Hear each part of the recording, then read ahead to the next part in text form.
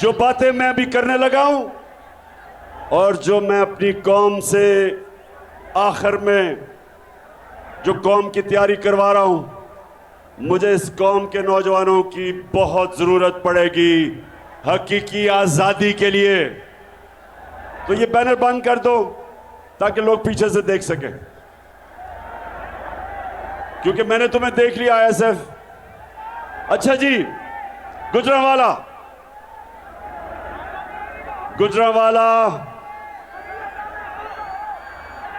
यहां मैं हर किस्म के लोग देख रहा हूं, नौजवान, ज्यादातर नौजवान, लेकिन जिस तादाद में ख्वातीन देख रहा हूं, मैं अल्लाह का खास तौर पर शुक्र अदा कर रहा हूं कि अल्लाह तूने मेरी कौम को जगा दिया। और जागी हुई कौम, शऊर वाली कौम, कौम जिसमें बेदारी आ जाती है, वो ही कौम अपनी हकीकी आजादी को छीनती है। और वही कौम जो हकीकी तौर पे आजाद होती है, वही कौम ऊपर जाती है, उसी कौम की परवाज ऊंची होती है। तो गुजरांवाला, आज मैंने आपसे कई बातें करनी है, लेकिन सबसे पहले मैं अपनी कौम को, 4 चीजें हैं जो इंसान को, कौम को हकीकी तौर पे आजाद करती है। 4 चीजें। तो गुजरांवाला, मैं नौजवानों, खास तौर पे आपके लिए, क्योंकि अल्लाह ने मौका दिया मुझे दुनिया में सफर करने का, हर किस्म के मुल्क मैंने देखा, दुनिया के माशरे मैंने देखे, लेकिन एक चीज मैंने देखी कि कभी भी कोई कौम उसकी परवाज ऊपर नहीं जा सकती जब तक वो गुलामी की जंजीरें नहीं तोड़ती। और मेरी पूरी कोशिश है कि मैं अपनी कौम को आजाद करूं। तो 4 किस्म की चीजें, 4 किस्म की गुलामियां, 4 चीजें हैं जो हमें गुलाम रखती हैं। सबसे पहले ये याद रखें कि ला इलाहा इल्लल्लाह इंसान को आजाद करता है। जब ये अल्लाह के सामने, गुजरांवाला, जब ये दावा करते हैं कि अल्लाह तेरे सिवा कोई खुदा नहीं, तेरे सिवा अल्लाह मैं किसी के सामने नहीं झुकूंगा, ये सबसे पहला दावा आजादी का है। और मैं बार बार अपने लोगों को बताता हूं कि मेरे नबी सल्लल्लाहु अलैहि वसल्लम ने मदीना की रियासत में दुनिया की तारीख का सबसे बड़ा इनकलाब लेके आए। 622 और 632 के बीच में दुनिया की तारीख का सबसे बड़ा इनकलाब वो मदीना में लेके आए।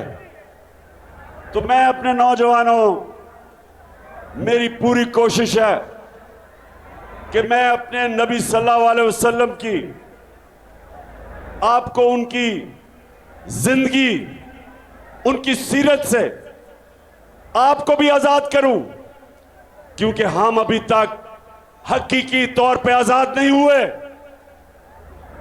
अंग्रेज की गुलामी से तो कायदे आजम ने हमें आजाद कर दिया, लेकिन जो मौजूदा 4 किस्म की गुलामियां हैं, मेरी पूरी कोशिश है कि मैं अपनी कौम को आजाद करूं। तो सबसे पहली गुलामी, मेरे नौजवानों और मेरी बहनों, खास तौर पे मैं चाहता हूं, जिस तरह मेरी वालिदा ने बचपन से मुझे बताया, मैं जब, हमेशा मुझे याद था कि मेरी वालिदा मुझे बताती थी कि तुम्हें नहीं अंदाजा कि गुलामी क्या होती है। हमने अंग्रेज की गुलामी देखी है और बचपन से वो मुझे बताती थी और कितने फख्र से बताती थी कि आप एक आजाद मुल्क में पैदा हुए।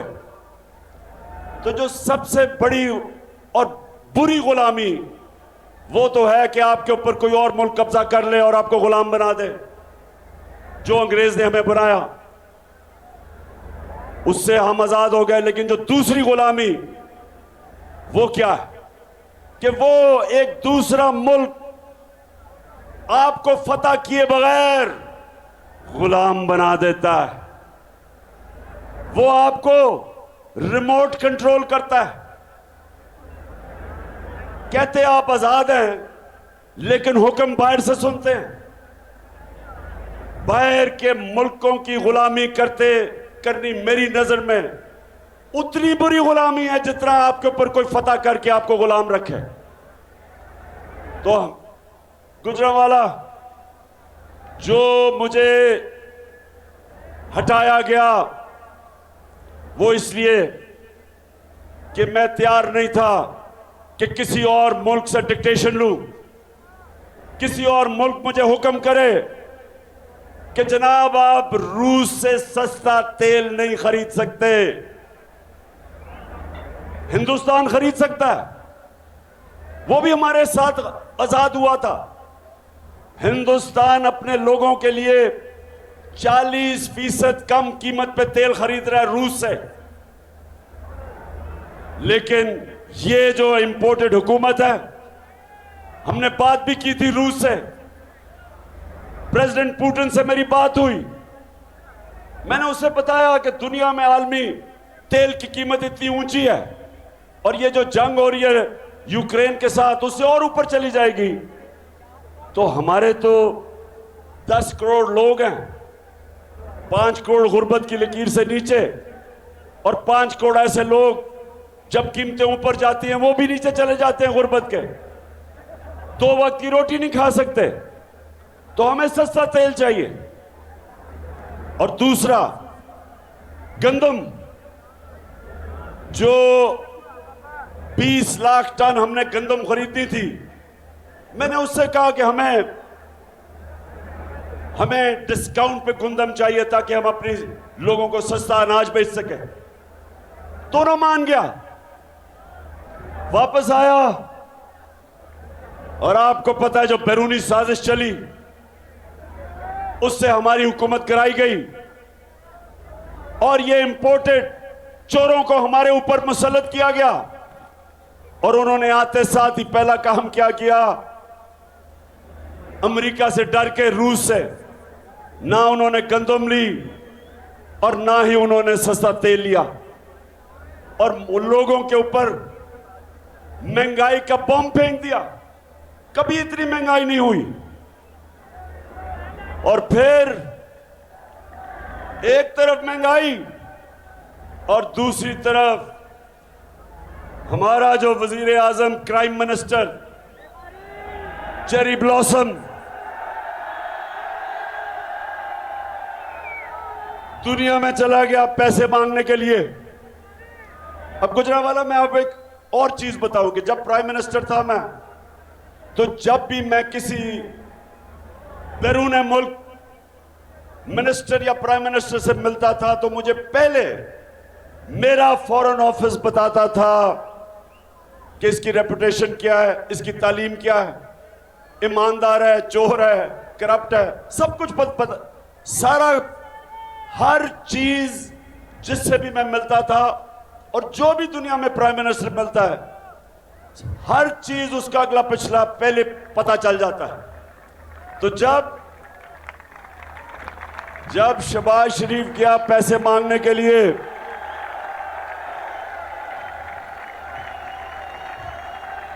जब शहबाज शरीफ गया पैसे मांगने के लिए, तो जरा ये बताएं कि क्या कहा उसने वापस आके। मैं सऊदी अरब से होके आया हूँ, मैं यूएई के होके, अभी मैं तुर्की होके आया हूँ। और मैंने उन भाइयों को कहा कि आप हमारे बड़े अजीम भाई हैं, हमेशा आपने हमारी मदद की। और मैंने यही कहा, जब मैं आया हूँ तो आप समझेंगे शायद ही मांगने आया है। मैं मांगने नहीं आया, लेकिन मजबूरी है। जिस तरह माजी में 75 साल में आपने हमारा हाथ बटाया है, कुछ अर्सा आप हाथ बटा। मैंने कहा मैं वादा करता हूं कि इंशाअल्लाह हम पूरी कौम हम मिलकर दिन रात मेहनत करेंगे, पसीना कराएंगे, अपने पांव पे खड़े होंगे।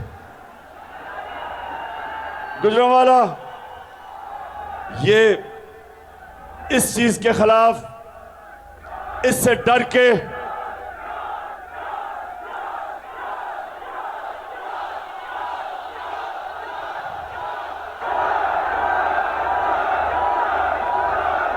जो ये शहबाज शरीफ ने आपको नहीं बताया कि जी मैं आपसे पैसे मांगने आया हूं, मैं मजबूर हूं, पैसे वापस कर दूंगा। ये अभी आप घर इधर से जाएं, कोई मांगने वाला आपको मिलेगा, वो यही कहेगा कि मैं बड़ा मजबूर हूं, मैं मांगना नहीं चाहता लेकिन बड़ा मजबूर हूं। तो असल तो उससे पूछना चाहिए। अच्छा, अब जिधर ये मांगने गया, अब ये सुन लें, जो जो सरबराह शहबाज शरीफ को मिला, उन सबको पता होगा कि नवाज शरीफ और शहबाज शरीफ के अरबों डॉलर मुल्क से बाहर पड़े हैं। और इनका जो साथी है आसिफ जरदारी, अरबों अरबों रुपए की इनकी प्रॉपर्टीज बाहर हैं, उनको सब पता है। तो उनके सामने जब मांगने गए तो यही होना था। अच्छा, अब ये कल मिला है, ये जरा गौर से देखें पाकिस्तानियों, मैं आपको क्यों कह रहा हूं कि आपने मेरे से मिलके, मेरे साथ मिलके हकीकी आजादी की जद्दोजहद जहाद करनी है। मैं इसलिए कह रहा हूं कि मांगने वाले की दुनिया में कोई इज्जत नहीं है। आप जाके आजमा लें, मां बाप से तो कोई ज्यादा अपने बच्चों की फिक्र नहीं करता, लेकिन मां बाप के भी 2 बच्चे होंगे। एक बच्चा सारा वक्त मां बाप से पैसे मांगेगा, दूसरा उन्हीं मां बाप का बच्चा खुददार होगा, नहीं पैसे मांगेगा। मां बाप भी उस बच्चे की इज्जत करेंगे जो पैसे नहीं मांगता, हाथ नहीं फैलाता। अच्छा, यूनाइटेड नेशंस का सेक्रेटरी जनरल आया कल, अब सैलाब आया हुआ है। अब सैलाब वो आया है सैलाब इलाके देखने के लिए, तो ये है अंग्रेजी में, लेकिन मैं बाद में आपको बता दूंगा वो क्या कहता है। ये जरा तमाम गौर से देखें इसको। Generous.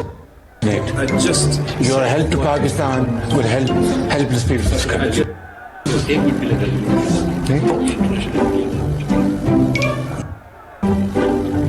Well, I told you that great human being, Sikh General, today language which is not only understood by the people of Pakistan, तो रुको जरा, सबर करो, but by all those who have a human heart. What? Bro, what are you talking about, man? Who are आगे वो and तो दिखाओ उसका। Your help to Pakistan will help helpless people in this country. एक minute के लिए ये international media में अंग्रेजी तो बोली मैं। Well, I told you that this great human being, Sikh General, has spoken today language which is not only understood by the people of Pakistan, but by all those who have a human heart, who are compassionate, human heart who have empathy, यानी कि and who inhuman heart भी who होता are है। generous, speaking from the core of the heart. And I am deeply touched by his message today. Today, this is my first meeting with him, but after having met him, it seems that we have been together for many years. Thank you very much, General Secretary. And I assure you, whatever support we get from your institution and through your institution, I give you my word of honor along with all these ladies and gentlemen sitting on this table, ministers, general officers, government officials, ladies and gentlemen, that every penny we get from you or from wherever, we will spend it most transparently and in the interest of the suffering humanity. सुने आप ये जरा, ये सुने जरा, ये मैं इसलिए आपको ये दिखाया है, थोड़ा सा लंबा था, छोटा करना चाहिए था।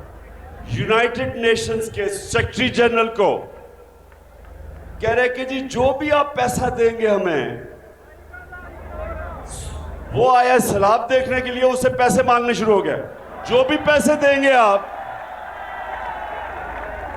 जो पैसे देंगे, हम आपको शोर करते हैं कि हम बड़ी ईमानदारी से खर्च करेंगे।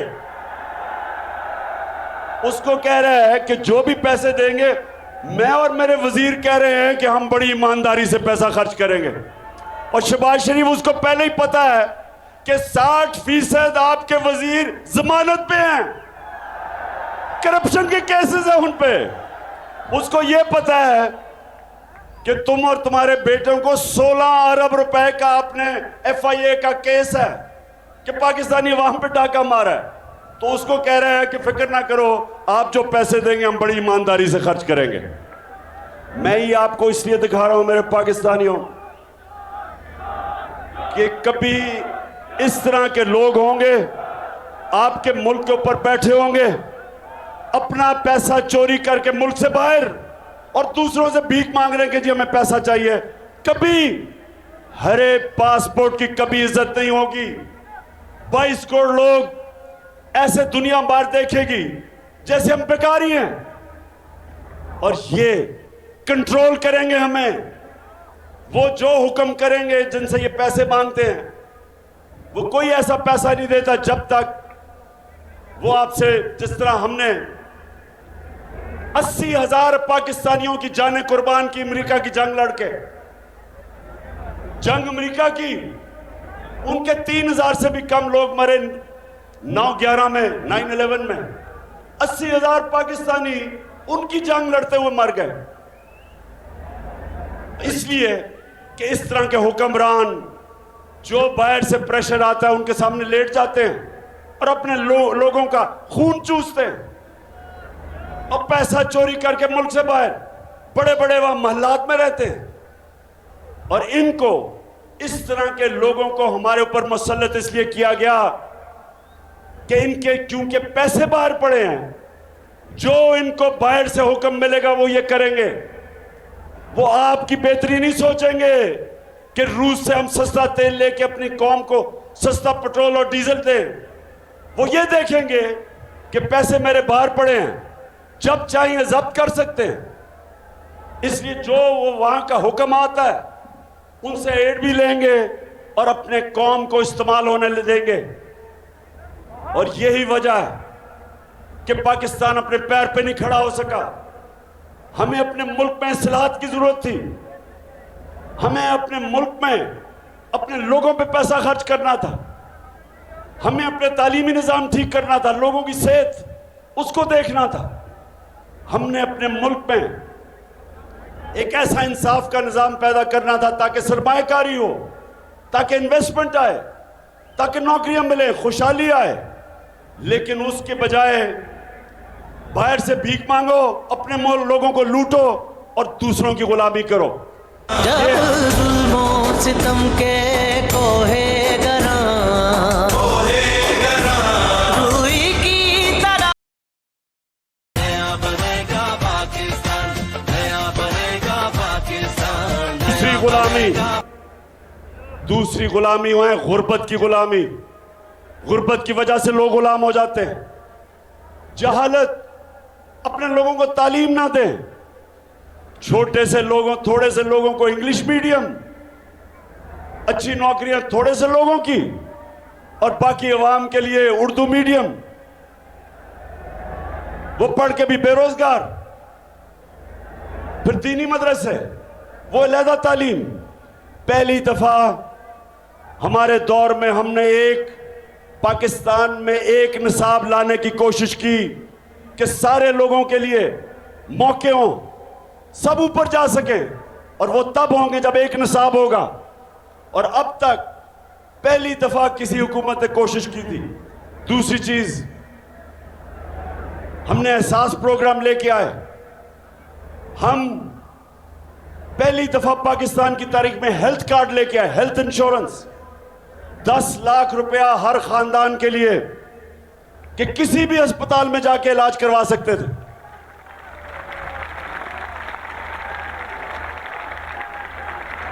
और ये हमारी कोशिश थी कि जो मदीना की रियासत में मेरे नबी सल्लल्लाहु अलैहि वसल्लम ने लोगों को आज़ाद किया था, उन्होंने पहली फलाई रियासत बनाई थी। उन्होंने रियासत ने जिम्मेदारी ली थी अपने कमज़ोर तबके की। आज यूरोप जाएं तो यूरोप में आज आपको फलाई रियासत मिलेगी। मुसलमान दुनिया में बहुत कम है, जबकि दुनिया की तारीख में पहली दफा मदीना की रियासत बनी थी फलाई। तीसरी चीज ज़हनी आजादी, अंदरूनी आजादी। ये 4 किस्म के नौजवानों याद रखें, कभी कोई इंसान बड़ा इंसान नहीं बन सकता जब तक वो आजाद नहीं होता। जिसको इल्लामा इकबाल ने कहा कि इकबाल का शाहीन होता ही है जो आजाद होता है, तभी वो ऊपर जाता है, तभी उसकी परवाज बाकियों से ऊपर होती है, क्योंकि जंजीरें तोड़ रहता है। और जंजीरें टूटती हैं ला इलाहा इल्लल्लाह से, वो आजाद करता है इंसान को। इसलिए मदीना की रियासत में वो अरब जिनकी कोई हैसियत नहीं थी, मेरे नबी सल्लल्लाहु अलैहि वसल्लम ने उनको आजाद करके, दुनिया की तारीख शाहिद है कि इतना बड़ा इनकलाब आया और उन्होंने चंद सालों में दुनिया की इमामत की। कुरान में अल्लाह कहता है कि मैं कभी किसी कौम की हालत नहीं बदलता जब तक वो कौम खुद अपनी हालत बदलने की कोशिश ना करे। तो अंदरूनी हालत मेरे नबी सल्लल्लाहु अलैहि वसल्लम ने इंसानों को कैसे आजाद किया? उन्होंने सबसे पहले खौफ का बुत तोड़ा। ये खौफ का बुत एक बड़े इंसान को छोटा इंसान बना देता है। आज तक मैं कोई किसी खिलाड़ी को नहीं मिला, मैं 20 साल दुनिया में क्रिकेट खेला, जो भी खिलाड़ी ने बड़ा ऊपर गया उसने सबसे पहले अपने खौफ के ऊपर काबू पाया। जो खिलाड़ी हारने से डरता था, जो बैट्समैन गेंद लगने से डरता था, जो बॉलर फेंटा खाने से डरता था, यानी कि जब मार पड़ती थी, वो कभी ऊपर नहीं जाते थे। जो दुनिया में सबसे पहला आदमी जिसने सबसे ऊंचा पहाड़ माउंट एवरेस्ट पे चढ़ा था,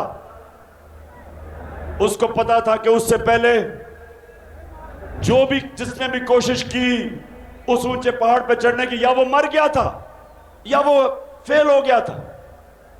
तो उसने पहले अपना खौफ के ऊपर काबू पाया और फिर उसने सारी दुनिया याद रखेगी कि पहला आदमी सबसे ऊंचे पहाड़ पे गया।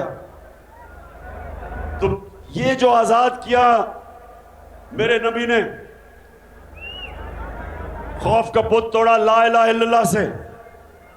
वो ही लोग थे जिनकी हैसियत नहीं थी, उनकी परवाज शुरू हो गई। फिर जो पैसे का बुत है, लालच, हवस, ये भी बहुत बड़ा बुत है।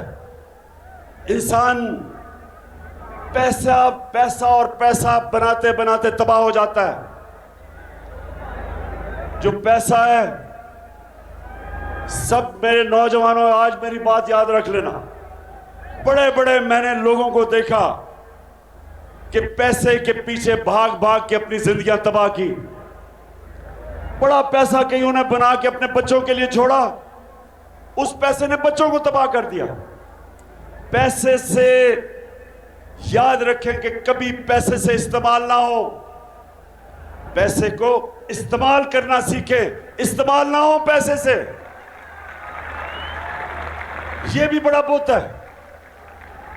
तो जब एक इंसान आजाद हो गया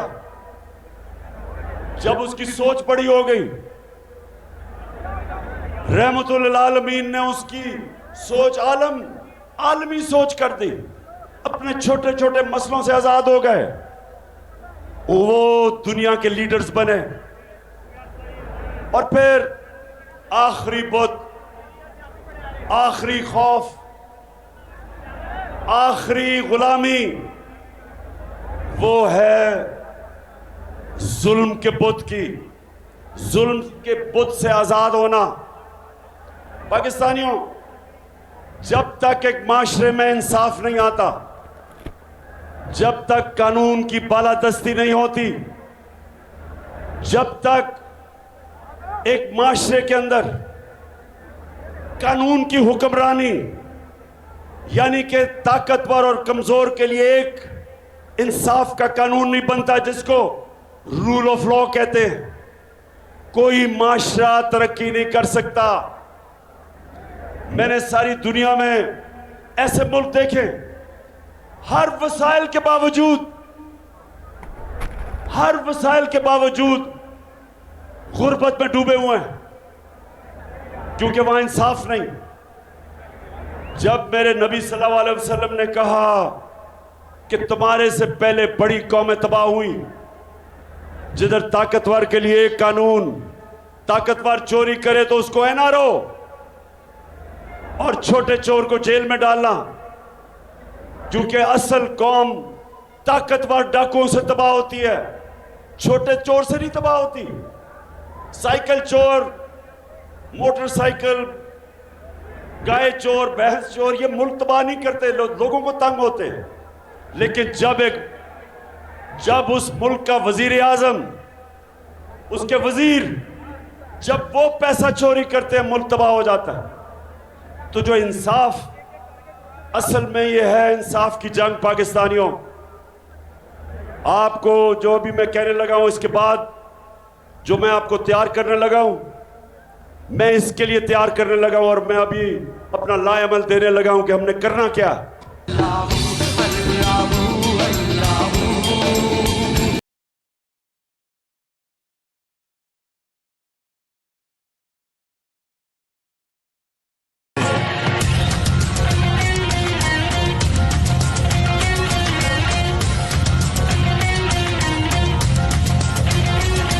तो ये ना समझे हम डर जाएंगे। जब से ये इक़्तिदार में आए, इनकी ये कोशिश थी कि ये तहरीक इंसाफ को ख़त्म करें और अब हम हमेशा के लिए ऊपर बैठ जाएंगे और हमारे बाद हमारे बच्चे, सारों ने अपने बच्चे तैयार किए हुए हैं बारियों के लिए, कि जिस तरह हम भेड़ बकरियां हैं, एक जाएगा तो बच्चा आ जाएगा, और बच्चे भी फिटे हुए बच्चे चोरी के पैसे के ऊपर।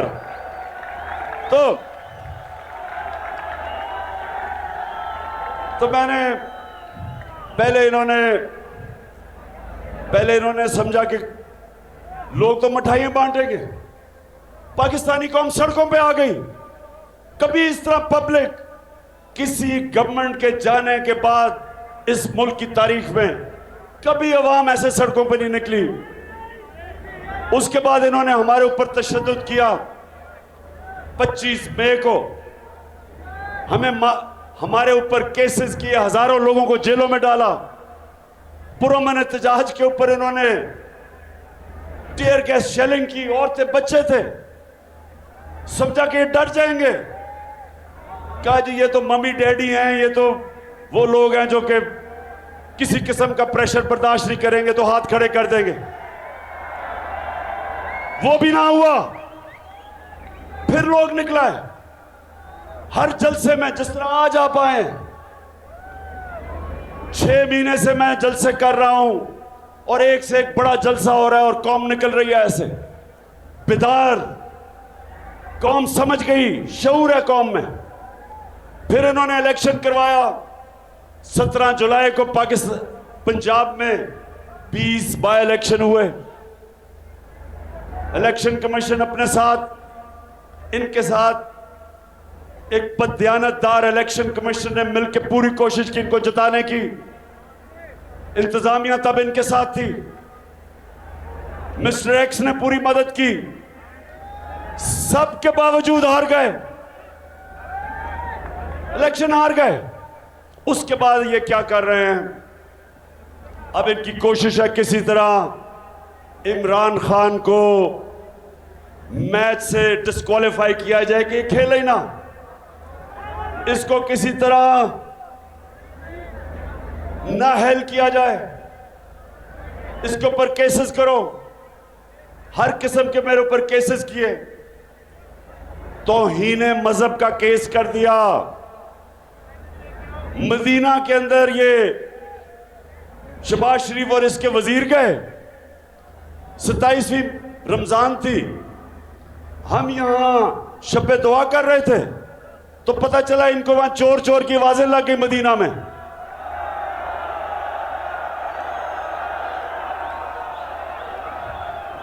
मदीना में आवाजें लगती हैं और मेरे ऊपर तौहीन मजहब कर दिया जाता है, FIR काट दी जाती है। उसके बाद हर मौका ढूंढा जाता है कि किसी तरह इमरान खान की कोई ऐसी चीज का केस कर दो। मुझे यही नहीं पता कितनी 20 FIR तो हो चुकी है। इन्होंने फिर क्या किया? मेरे ऊपर दहशतगर्दी का FIR काट दी।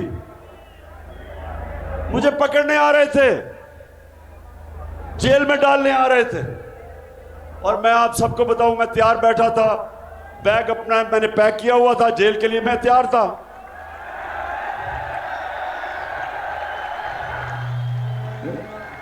मैं तो आपको कह बैठा हूं कि जेल तो मेरे लिए बड़ी छोटी चीज है। मैं इन चोरों के खिलाफ अपने मुल्क को हकीकी तौर पे आजाद करने के लिए अपनी जान की कुर्बानी देने के लिए तैयार हूं।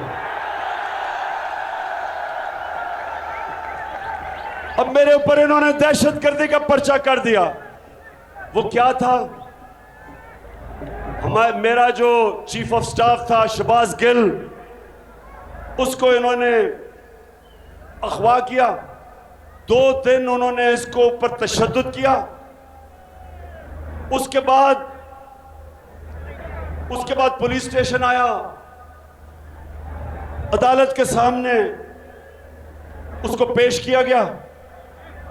उसने मुझे वकीलों के जरिए पैगाम भिजवाया कि इन्होंने मेरे ऊपर इतना तशद्दुद किया और सिर्फ एक चीज चाह रहे थे कि इमरान खान के खिलाफ कोई स्टेटमेंट दो। और उसने कहा कि मैं और तशद्दुद बर्दाश्त नहीं कर सकता। उसने कहा कि इन्होंने मुझे नंगा करके मेरे ऊपर तशद्दुद किया।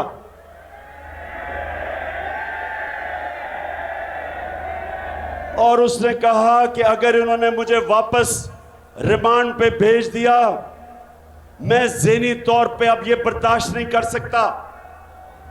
तो उसके ऊपर मैंने कहा था, जब उसको रिमांड पे भेजा गया तो मैंने तो उसके ऊपर कहा कि इसके ऊपर कानूनी कार्रवाई करेंगे, कानूनी कार्रवाई। इसके ऊपर इन्होंने मेरे ऊपर दहशतगर्दी का पर्चा किया। अब मुझे बताएं, क्या यह दहशतगर्दी है? अब मैं ये सिर्फ आपको दिखाऊंगा कि मैंने क्या देखा जब मैंने ये स्टेटमेंट दी कि हम कानूनी कार्रवाई करेंगे। ये जरा देखें कि उसका हाल क्या था।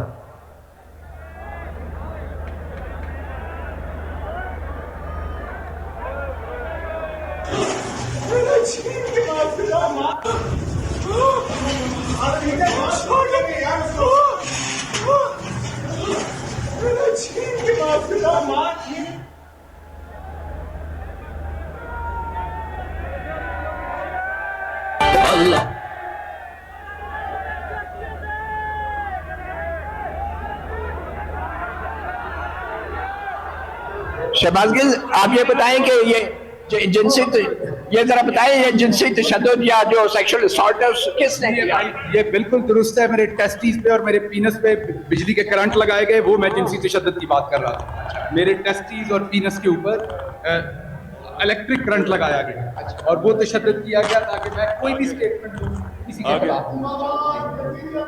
आपने सुना शहबाज गिरी।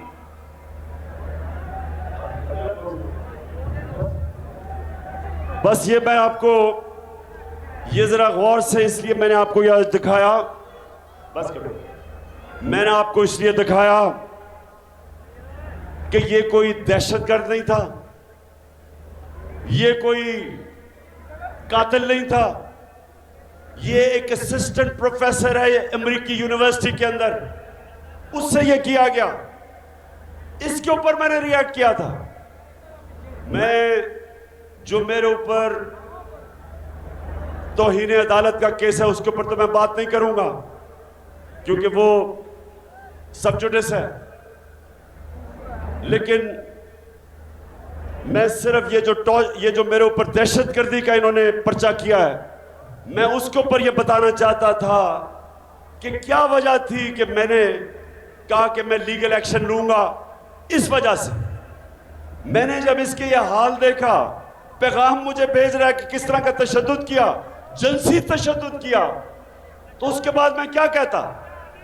मेरा वो चीफ ऑफ स्टाफ था, क्या मैं रिएक्ट ना करता? आप मुझे बताएं, मैं रिएक्ट करता या ना करता?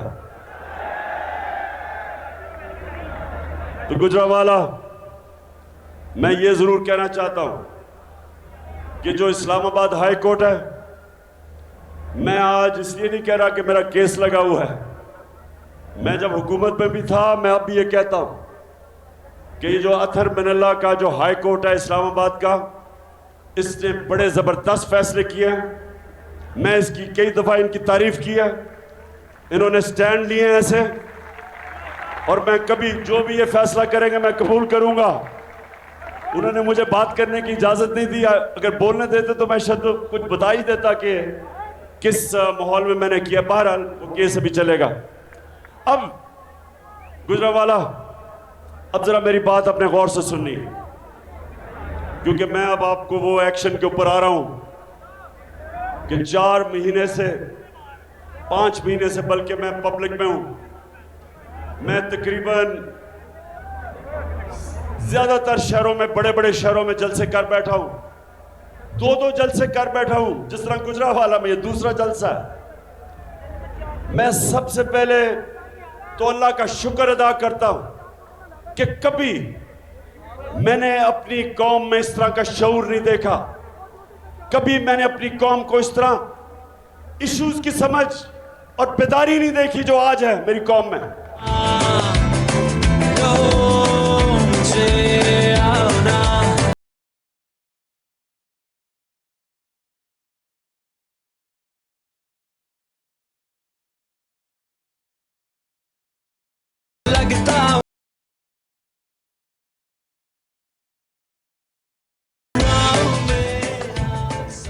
तो देखें गुजरावाला, हमारी हुकूमत जब हटाई तो पाकिस्तान की 17 साल के बाद हमारी जो मुल्क तरक्की कर रहा था, जो हमारी दौलत में इजाफा हो रहा था, जिसको ग्रोथ रेट कहते हैं, 17 साल में वो सबसे बेहतरीन परफॉर्मेंस दिया हमारे तीसरे और चौथे साल में। हम 5.6% पे ऊपर जा रहे थे तीसरे साल, और चौथे साल 6% पे ऊपर जा रहे थे। हमारे मुल्क में जो हमारी एक्सपोर्ट्स थी, पाकिस्तान की तारीख की सबसे ज्यादा एक्सपोर्ट्स थी, यानी डॉलर, हम जो चीजें बेच रहे, सबसे ज्यादा डॉलर पाकिस्तान में आ रहा था एक्सपोर्ट से। और दूसरा, जो बैरूनी मुल्क पाकिस्तानी थे, उन्होंने हमारे पे एतमाद किया। पाकिस्तान की तारीख में सबसे ज्यादा उनका डॉलर आ रहा था, रेमिटेंसेस आ रही थी, सबसे ज्यादा टैक्स कलेक्शन थी। हमने सबसे ज्यादा पाकिस्तान की तारीख में आमदनी हमारी थी, टैक्स कलेक्शन थी। हमारी 4 जो बड़ी बड़ी फसलें थी, हमारे 2 साल में रिकॉर्ड पैदावार थी। और ये इमरान खान नहीं कह रहा, ये जो इस हुकूमत ने, जो इकोनॉमिक सर्वे ऑफ पाकिस्तान, जो ये हुकूमत माइशत के ऊपर जो एक पेपर पब्लिश करती है, उसके मुताबिक ये सारी चीजें मैं आपको बता रहा हूं। जब से ये आए हैं पाकिस्तानियों, जब से ये आए हैं, सबसे पहले तो इन्होंने बिजली और पेट्रोल और डीजल की कीमत आसमानों पे चढ़ा दी। हम जब इख्तिदार में थे, सुन ले, मुझे पता है डीजल तो रोक लो, तब्दीली आई।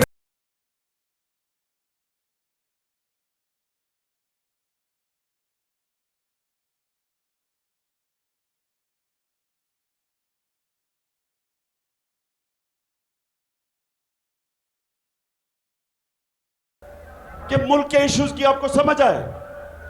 हम जब इख्तिदार में थे, आलमी मार्केट में तेल $103 से $115 पे गया। आज तेल आलमी मार्केट में $90 का है, उससे सस्ता है। हम पेट्रोल ₹150 लीटर पे दे रहे थे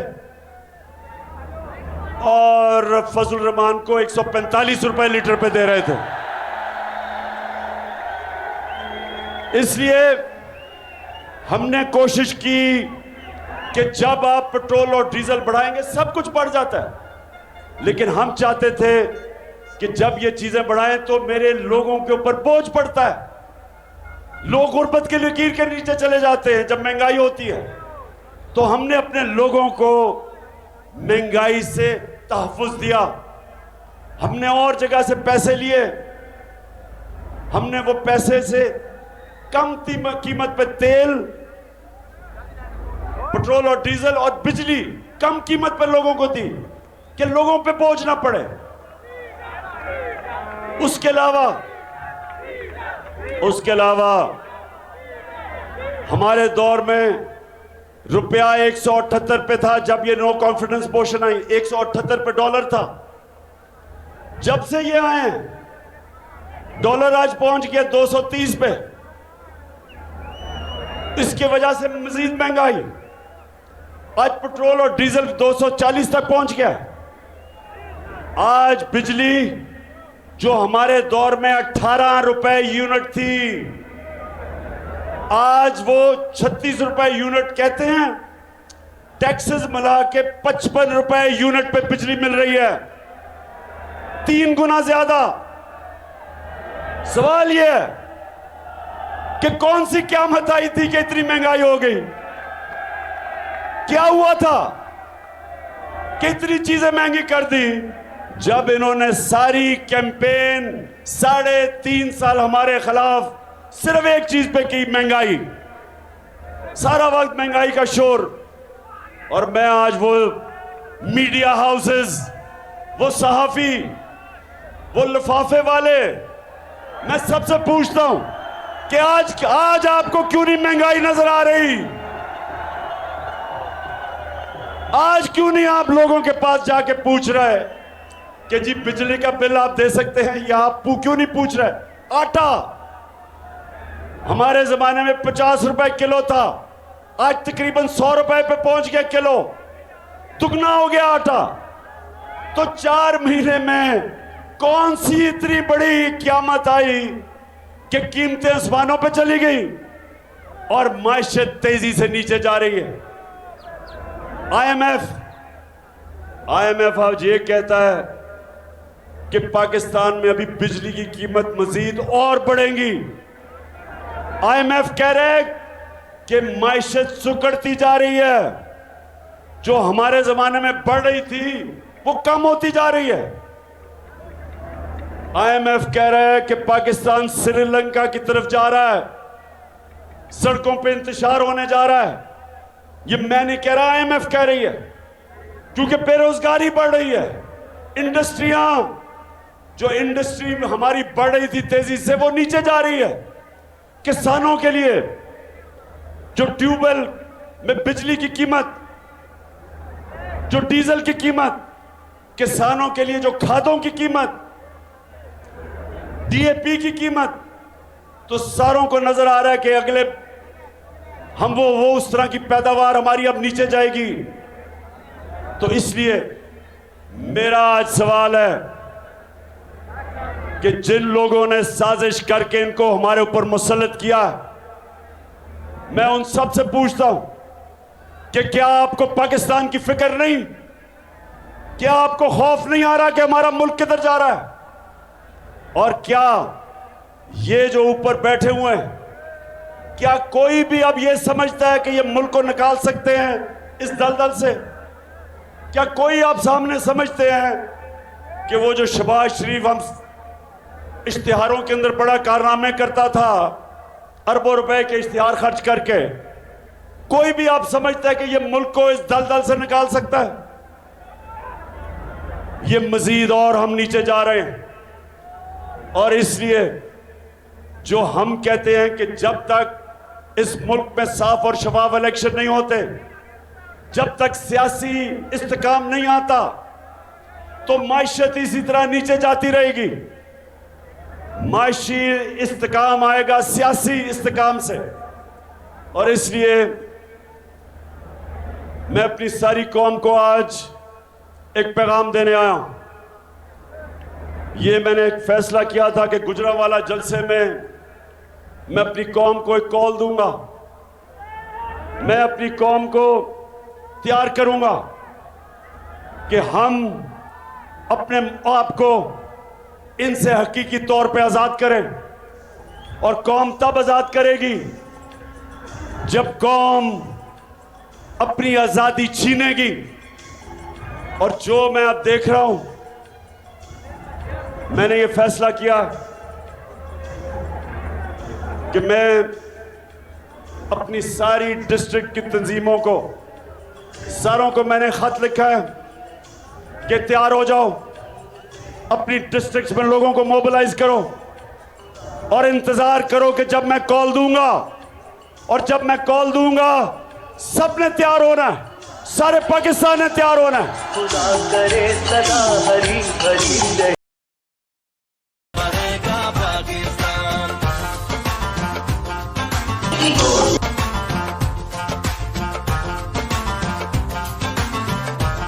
मैं जो चाहता हूं कि मेरी नौजवान, मेरी ISF यानी स्टूडेंट्स, मेरी ख्वातीन, मैं चाहता हूं सारे, मेरी तंजीमें सब तैयारी करें। और आप तैयारी करें कि मैंने अब आपको कॉल देनी है और कभी भी मैं दे सकता हूं। मैं अपनी तैयारी कर रहा हूं और मैं इस नतीजे पे आ गया हूं कि सारा जो मैंने 5 महीने में देखा, मेरी पूरी कौम तैयार बैठी। लोग तैयार हैं, लोग तैयार हैं कि अगर साफ और शफाफ इलेक्शन ये नहीं करवाएंगे तो लोग तैयार हैं पाकिस्तान की सड़कों पे आके पुरअमन एहतजाज करके यहां जबरदस्ती इलेक्शन करवाएंगे हम। क्योंकि हमें नजर आ रहा है कि इलेक्शन से भाग रहे हैं। आपको पता है, बाय इलेक्शन कैंसिल कर दिए, 2 दिन पहले इलेक्शन कैंसिल कर दिए, क्योंकि इनको खबर आ गई थी कि जिस तरह ये पहले हारे हैं उससे भी बुरी तरह हारेंगे। इसलिए ये इलेक्शन से भाग रहे हैं और इसलिए हमने इनको इलेक्शंस पे लेके आना है। तो मैं अपनी सारी आज पार्टी को तैयार कर रहा हूं। सारी मेरी पार्टी तैयार हो जाओ। ये जो अब मेरी कॉल होगी, ये इंशाल्लाह पाकिस्तान को, ये मेरे पाकिस्तानियों को, मैंने जो देख लिया ऊपर से लेके नीचे तक सब तैयार बैठे। क्यों गुजरांवाला तैयार हो? फिर से तू अड़ जा, फिर बनेगा पाकिस्तान, नया बनेगा पाकिस्तान। डट के खड़ा है अब इमरान, नया बनेगा पाकिस्तान।